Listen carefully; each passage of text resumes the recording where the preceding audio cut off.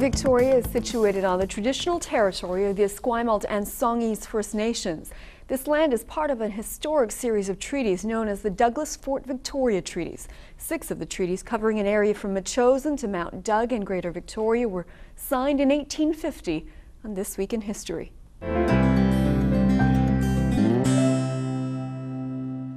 The Fort Victoria Treaties, dated April 29th and 30th, 1850, are at the Royal BC Museum.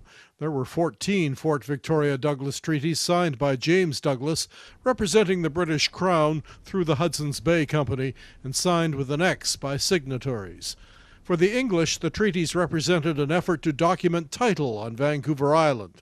For the First Nations, the treaties acknowledged colonial settlements, reserves, and eventually the Indian Act. Their exact meaning is difficult to determine because of the vagueness of the agreements. They're only 2 pages long, and they allocate enclosed fields and village sites without explaining what that means.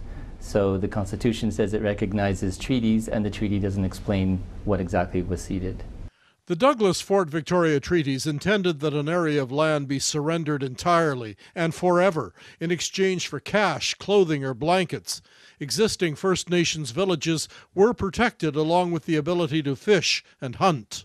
The Victoria Treaties are all about land, and the treaties were parts of the territory, traditional territory of the Songhees and Esquimalt First Nation.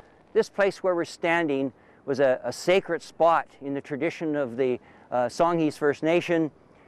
It was called Palatsis, or place of cradle. So when a young baby learned to walk, they'd put the cradle here, and it ensured longevity of that child. You could also dive off the point here to gain special powers. At the entrance to Victoria's Bastion Square are bricks with hundreds of names at the site of Fort Victoria. What we have here is the outline in bricks of the old Fort Victoria Bastion. And within these bricks are the names of the Lekwungen people, today represented by the Songhees and the Esquimalt First Nations. A Victoria 125th birthday project placed 7 spindles around the capital in 1987. Which are a reminder that this is Esquimalt and Songhees First Nations. The Douglas-Fort Victoria Treaties were signed 163 years ago this week in history.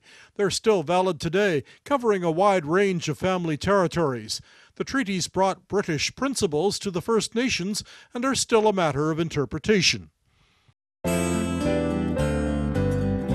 This Week in History, brought to you by the Royal BC Museum, bringing British Columbia's stories together.